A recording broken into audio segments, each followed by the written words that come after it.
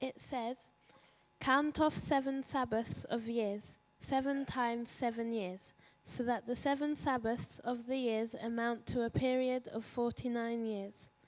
Then have the trumpet sounded everywhere on the 10th day of the 7th month, on the Day of Atonement. Sound the trumpet throughout your land. Consecrate the 50th year and proclaim liberty throughout the land to all its inhabitants. It shall be a jubilee for you. Each one of you is to return to his family property and each to his own clan."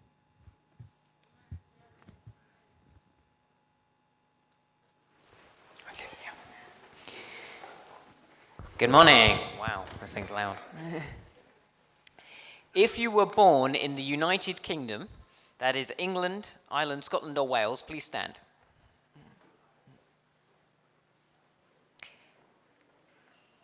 If you have a British passport, please stand. If you were born in one of the countries of the British Commonwealth, so Jamaica, Mauritius, you know where you're from, please stand. Okay. Thank you very much. Stay standing for me. At its height, the British Empire was in fact the biggest empire in the history of mankind, bigger than the Roman Empire. In fact, by number of people, the British Empire covered 530 million people at its height in 1922. It also covered the biggest landmass of any world empire, at one point covering 25% of the land on Earth. It was very big.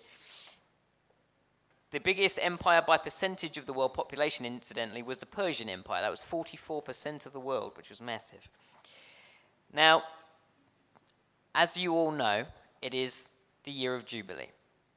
Now, the Bible tells us in 1 Timothy chapter 2 that we should pray for all people, and we should pray for our rulers. And it says that we should pray for those who are kings and in authority, that we can live peaceful and quiet lives. So, in honor of the Jubilee, and because it is in fact a prayer, we're going to do something special with the national anthem. Now, there's actually 5 verses. Those of you who are standing are going to sing the first verse, because it's only applicable to you. Everybody else, we're going to sing together verse 4, which applies to all of us. So, Sylvia, when you're ready, and I'd like you to sing nice and loud, please.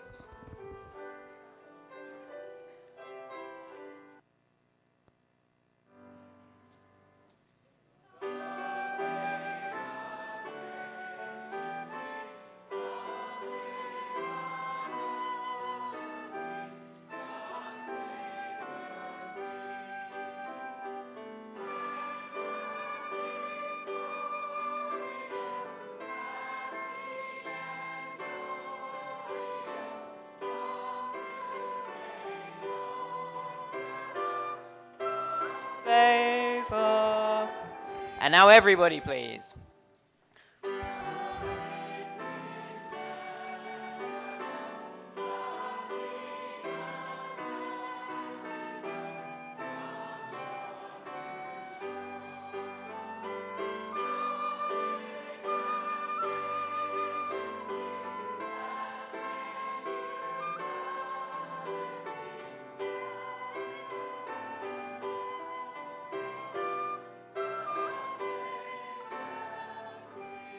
Please be seated. Sorry, the last line got taken off there. Can we switch over to the other slides, please, Jonathan?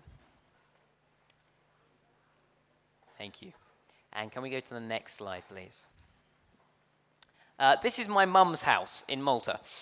I promised I'd give her a mention. She's proudly being patriotic all the way over in Malta, and she's watching today, so hello, Mum.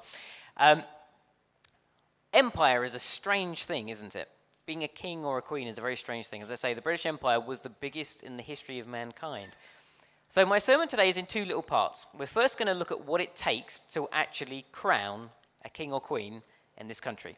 And then we're going to take a little look at the Jubilee. Can we have the next slide, please? For the sake of any of you who aren't from the United Kingdom, the Union Jack flag comes from a compilation of flags from the British, Scottish, and Irish. Started off with the English, and the important thing with the English flag is that it's a red cross on a white background. Now, originally that was the French flag, but it was taken over by the English. But the important thing, it was the cross of St. George, and it was meant to signify the cross of Jesus Christ when he was crucified. So the country started off with its flag with a Christian principle. And we probably now have the last Christian queen that this country will ever have. Prince Charles has already said that when he is crowned, he doesn't want to be known as defender of the faith, that is Christianity. He would like to be known as defender of faith. He's quite interested in Islam and other faiths, particularly Buddhism as well. So we have the last Christian queen. Probably the last Christian queen in mankind's history at the moment. And it's quite interesting what she says about her faith. Can we have the next slide, please? I'm actually going to read this to you. It says, "To many of us, our beliefs are of fundamental importance. For me, the teachings of Christ and my own personal accountability before God provide a framework in which I try to lead my life. I, like so many of you, have drawn great comfort in difficult times from Christ's words and example." She was 26 years old when she became queen, and she became queen because her father died. Her father had never wanted to be the King of England. He became the King of England because his brother abdicated. It was never something that she wanted. And the only way she could find to do it for 60 years was through being a Christian, which is quite an extraordinary statement.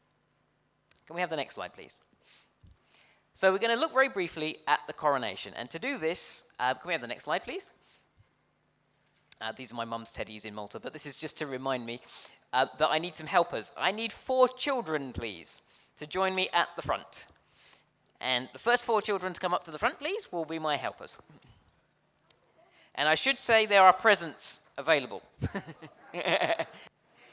Oh, they're coming quickly now. Lovely. Thank you, boys and girls. If you can just make a nice little line for me.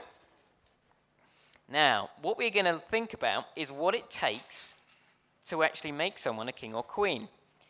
And there's 4 very important things that you need.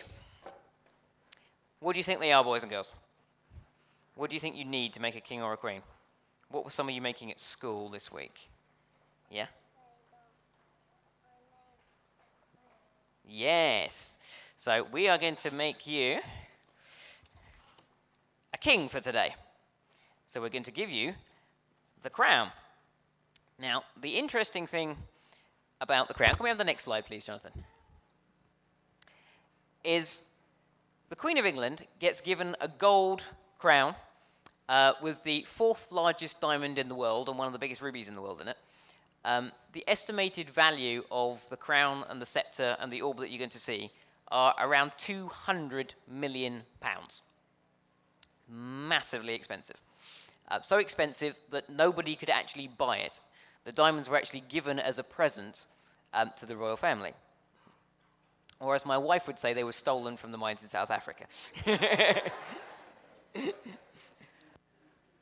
Jesus, on the other hand, who we know to be the king of the universe, had no such luxury.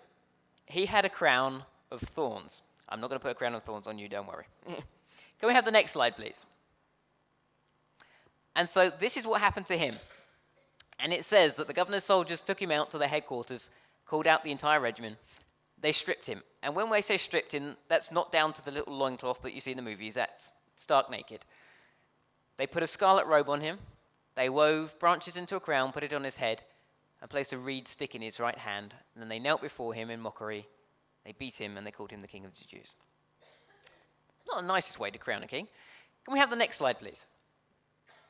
The next thing is the sovereign's orb. Now, I couldn't find a sovereign's orb. It was meant to portray the power that the king or queen had over the world on their motor. So the closest thing I could find was a London taxi, which you can travel in. So you get the London taxi. Now, the thing with the orb, as you'll notice with the crown, is also topped with a cross. The orb, which is gold encrusted, is hollow and topped with a cross. It's called the orb with cross. And it was there to signify that the authority that the king or queen had was borrowed from God. On the other hand, we know that Jesus is the ruler of the entire world. He doesn't need a lump of gold to prove it. He just does. Can we have the next slide, please? The sovereign's scepter. Now, again, I couldn't find a scepter, so the tallest thing I could find was a London phone box, I'm afraid. So I'm going to give you the London phone box. Now, at this point, I also need something else. Inside the Queen's scepter was, at the time it was made, the largest diamond in the world. Kind of around that size. Fairly hefty. It was called the Cullinan 1. It weighed a rather large sum, about 340 carats. All the ladies can start looking at their wedding rings and start comparing now. Now, there's something very interesting about the diamond there. When it was found in the diamond mines in South Africa, it was originally given to the local government, and it was sent across to be a gift to the then King George VII. And what was interesting about it was the way that they transported it.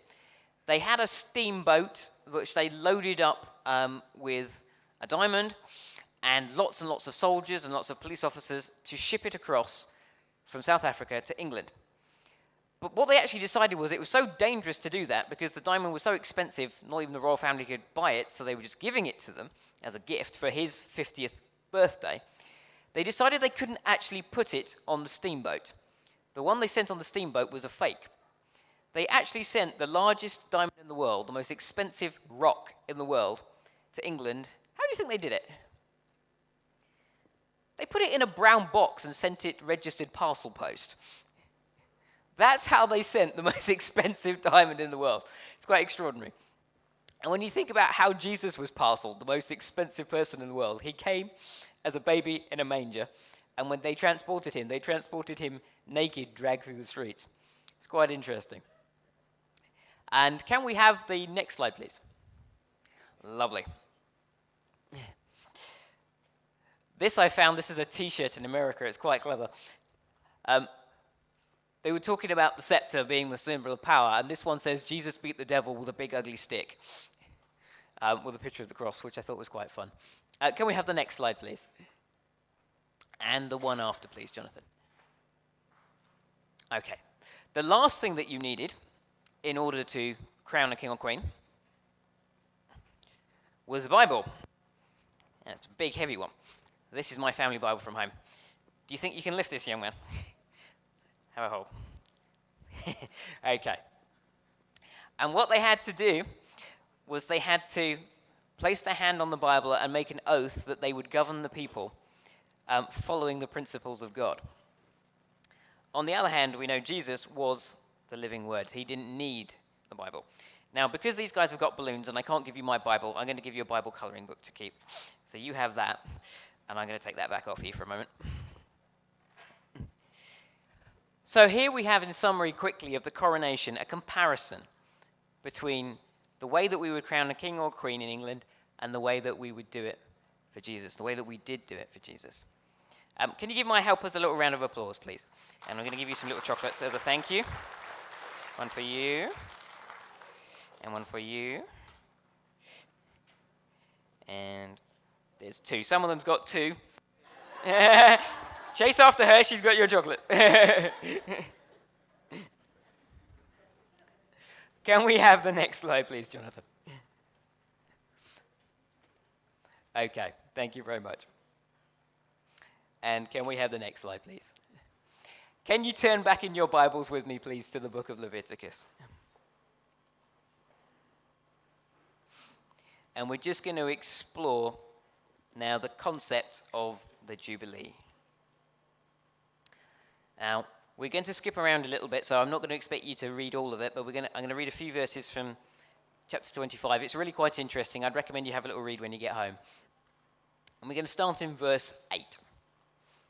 And it says, "Count off 7 Sabbath years, 7 times 7, so that the 7th Sabbath years amount to a period of 49. Then have the trumpet sounded everywhere on the 10th day of the 7th month, on the Day of Atonement. Sound the trumpet throughout your land. Consecrate the 50th year and proclaim liberty throughout the land to all its inhabitants. It shall be a jubilee for you. Each of you is to return to your family property and to your own clan." Verse 11 then says, "The 50th year shall be a jubilee for you. Do not sow and do not reap what grows of itself, or harvest the untended vines. For it is a jubilee, and it is to be holy for you. Eat only what is taken directly from the field. In this year of Jubilee, everyone is to return to their own property." And then it goes on to talk about the various regulations about it. And it's really quite interesting, The basic principle was very simple. If you had a field or a house and you were renting it, you would rent it based on the number of years to the next Jubilee. So if there had just been a Jubilee and you were going to rent your land for 50 years, you would pay quite a high price for it. If there was only 2 years to the next Jubilee, you'd pay a very low price, because the principle was very simple. Whatever God had given to you was yours and could never be taken away from you. It could only be borrowed. Because on the 50th year, everything would return to you. Your family lands, if you got yourself into debt and you were struggling, they had to be given back to you in the year of Jubilee. If you had got into debts, the debts had to be cancelled in the year of Jubilee. If you had got so poor, like the prodigal son who had gone off and sold himself as a servant to someone else, in the year of Jubilee, that person had to be set free. And then they had to get together with their family and have a huge party for an entire year. And for the entire year, most of these people were farmers. They were not to reap or sow or do anything. They would just literally walk out to the vineyards, walk out to the orchards, and pick stuff off and go and cook it. They did no work. They had a whole year of celebration. It's quite an extraordinary concept, isn't it? The queen that we have now has the influence, but not the authority anymore, to grant you one extra bank holiday. God gave his people a year. A bit of a difference in authority there, but never mind. In fact, God won't give you one day of blessing when he can give you an entire year. He won't give you one blessing when, in fact, he can give you 7. Now, for those of you who were at prayer meeting a couple of days ago, you're at a distinct advantage now, because I went through a little bit of this in short detail there. So if you missed it, I'm sorry you missed out. What we're going to have a look at, can we have the next slide, please, is a little bit of the concept of Jubilee. And it's interesting, if you track through the word Jubilee and look at where it comes from, you can track it back all the way to the original Hebrew, through the Latin, through the French, through the Greek. Eventually you end up in a Hebrew word, which meant the ram or the ram's horn. That's where it comes from. And that's because when the year of Jubilee officially started, it would start with one of the priests taking a large horn made out of a ram's horn and blowing on it. That would be the start of it. Now, in the Bible, there was one day in particular when that would happen, and it was the day the year of Jubilee always started. It was on the Day of Atonement. It was the holiest day in the history of the Jewish calendar. There was no other day like it, because it was the day in which the sins of the entire nation were forgiven. It was the most powerful day ever to Jews. And that was the day that God chose to celebrate a party. It's quite amazing. Can we have the next slide, please? And so here they are, the 7 blessings of Jubilee. You get one bank holiday, this is what God would give you. Now, I would argue that these 7 blessings are valid for all of us now, and they are a promise of a Jubilee yet to come. Because although the Israelites were given a year of Jubilee, we're told that when Jesus comes, we're going to have 1,000 years of Jubilee. The blessings just magnify the longer that you go on. And then we will have eternity with God. Well, where's the first one come from? Freedom of sin. Well, that was the important one to start off with. God forgave the entire nation on the very first day of the year of Jubilee. The Day of Atonement, immediately your sins were cancelled. That was the way it went. Now, what's interesting, actually, just a slight aside here, was how Christians went on to celebrate Jubilees from there on in. The Roman Church, when it first started off and Christianity came before Protestantism, said to celebrate a Jubilee, which the Pope usually would announce every 50 years, there were 5 conditions that you had to meet in order to gain the blessings of Jubilee. They were, you had to go to confession every week, you had to go to communion every week in the year of Jubilee, you had to pray for the Pope every year, you had to completely renounce all attachment to sin. I don't quite know how anybody honestly does that, and the next thing you had to do was you had to go and visit the 4 main pilgrimage sites. If you did all of those things, then you would be blessed. And it's a sad way, the way that sometimes we lose the point, because what God did was he gave them everything and they didn't even have to work. But somewhere along the way, we lost the principle. So I want to take us back to the original principle. So the forgiveness of sin was immediate. The forgiveness of debt was also immediate. Immediately after the Day of Atonement, your sins would be forgiven, and then your debts would just be repaid to you. If you had rented a field and you had paid money in advance, your money was given back to you because it was Jubilee. So immediately it was like getting an instant pay rise. The next thing was the restoration of property. So if your land had gone off and you'd lost everything, you got it straight back. Your house that you had to sell because you had to downscale when you retired, you would get your big house back. The next one was really amazing. It was quite extraordinary and unheard of throughout the entire nations of the world at the time. And that was freedom from being a servant. And it didn't just apply to Jews. It was extraordinary. If, like the prodigal son, you'd got yourself in financial trouble, you'd spent all your inheritance, and you got in trouble, you sold yourself into slavery to someone. After the year of Jubilee, you had to be released. There was no way around it. You had to be sent home to your family, and then you would receive your property, your money, and everything back. But what was extraordinary was the Bible said, in verse 47 and 50 to 54 on in Leviticus, you can have a look at it when you get home. Even the foreigners, if you were a visitor, if you didn't have a British passport, and you were coming to this country to visit, and you had got in financial difficulty, your debts would be cancelled. You would be set free from what you were doing. Even now, we have people who are brought to this country from Eastern Europe, from China, women who are sold into slavery to be prostitutes. We have children who are brought in to work as house servants. God says no. Even if you're a foreigner in my country, I will bless you. So even if you don't have a British passport and you're in England, God wanted to bless you. It was quite unheard of. No other nation in the history of the world ever did it and has ever done it since. The next thing was the family reunion. Everybody went straight back home and they had a huge party and the family would come together. How often do we get our families together? It's usually weddings, and we're going to have a fabulous wedding here tomorrow, or funerals. That's usually what happens, isn't it? Last time my whole family got together was for my great-grandmother's 96th birthday, and then straight after pretty much for her funeral. Hopefully the party didn't kill her, but that's when we come together. But God said, no, I'm going to set aside an entire year for you to get to spend time with your family. And these days, in our pressured work lives, how often do we not see our family? The next thing was the time of provision. And this was really an interesting one because it went down to your trust in God. Your livelihood as a farmer, as a fisherman, everything depended on you working. Now, if your boss turned around to you tomorrow and said, I want you to go home, you're not going to do any work, but I'm going to pay you a year's salary. I don't want to see you until this time next year. Who thinks that's a good idea? Yeah? I would love that. That's basically what God did. He said, go home, don't do anything, I'll provide the food. Just party and enjoy yourselves. It's great.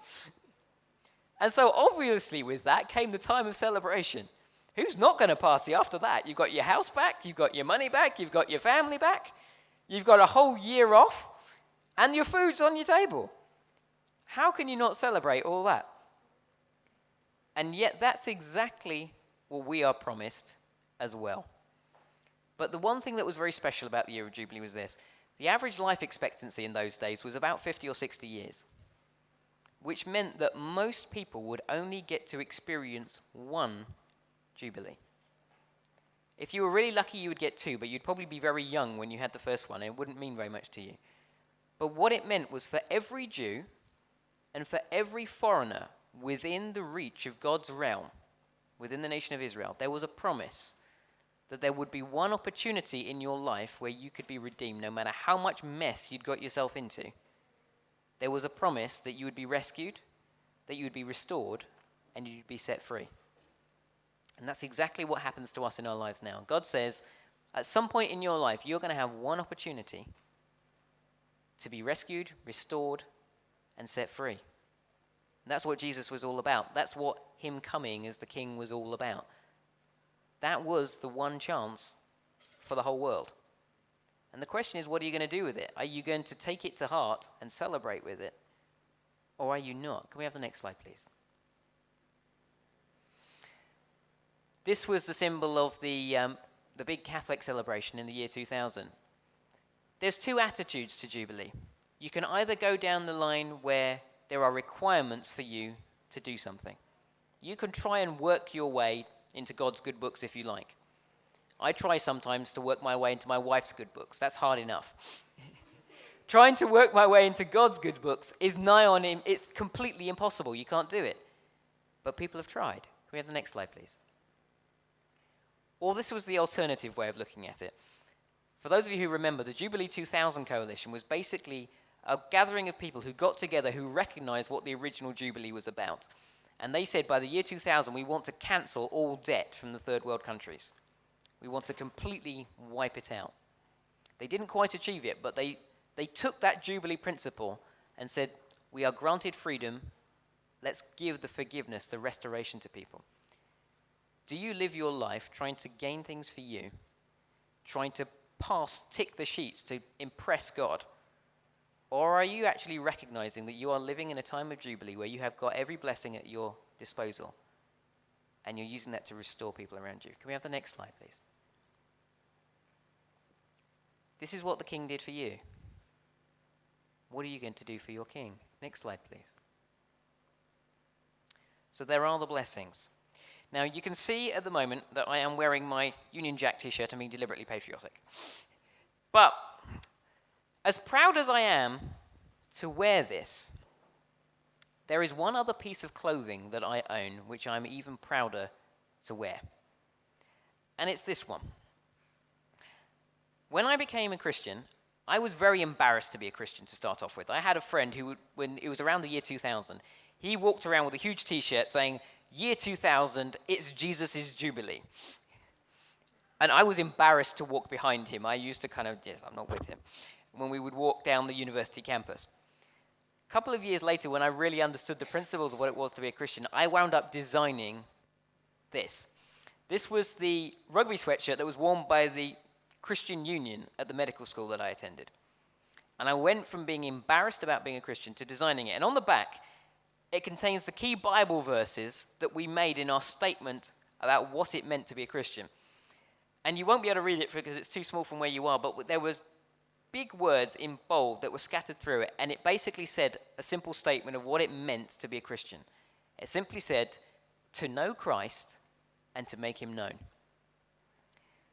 We started off at the beginning with the Queen's quote on how she survived being a queen by basically turning to God. This is our principle, to know Christ and to make him known. Now, whatever you think about royalty, whether you think it's a good idea or a bad idea, you have to be able to admire the fact that for 60 years someone can put up with all the politics and strife of a complex wealth of nations that looked after millions and millions of people and stay sane, if nothing else. You know what their family politics is like. What about us? We're not under the media scrutiny in quite the same way, but we are being watched from on high. It is the year of Jubilee. It is a season of Jubilee for us. And the grand Jubilee, when the King comes back, is coming soon. What are you going to do with your Jubilee? I'm going to invite you to stand with me, and we're going to end by singing hymn 340. And I'd like you to pay particular attention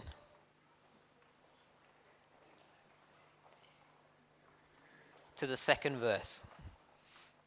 If we can have the song team, please.